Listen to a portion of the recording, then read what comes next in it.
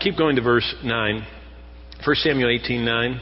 It says, Saul eyed David from that day forward.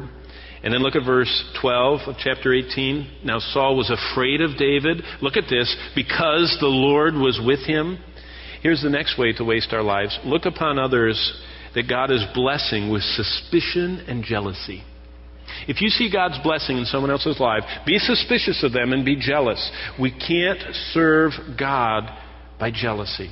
That's why a connected church in the New Testament, Spirit-prompted, connected New Testament church life that we see in the epistles in the book of Acts, they rejoiced with those that rejoiced. When someone got a promotion, when someone got an incredible outpouring of blessing in their life, instead of going, how'd they get that? They don't deserve that. I worked harder than they did. I should have gotten that promotion. The New Testament church rejoiced with those that rejoiced.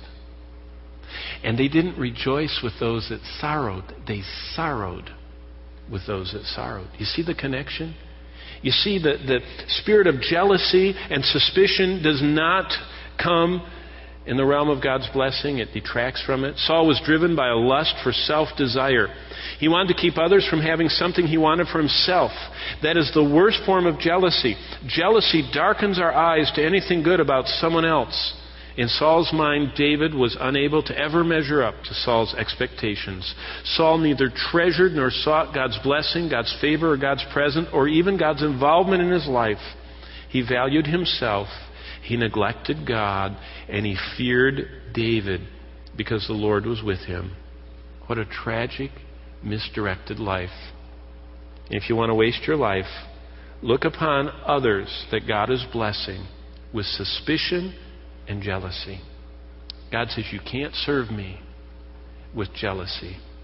Rejoice with those that are rejoicing in their blessings, and sorrow with those who are sorrowing. Well, the last three, I'll just read them. Tear down your wife and kids when they don't embrace your self-driven agenda. That's in verse 30. We'll see that next time. Verse 31, look at life as if it's only for the moment. Live only for what you can grab and hold. See things from an earthly perspective. Next one is in 22:17. Get so calloused about the things of God, you lose all respect and honor for God's servants. And finally, in verse 18 of 1 Samuel 22, we'll see trust in God's enemies and use the enemies of God to advance your goals. Saul did all those things. He did all those things because he was a catastrophe, because he crashed against the rocks of his disobedient life, because he failed to serve God.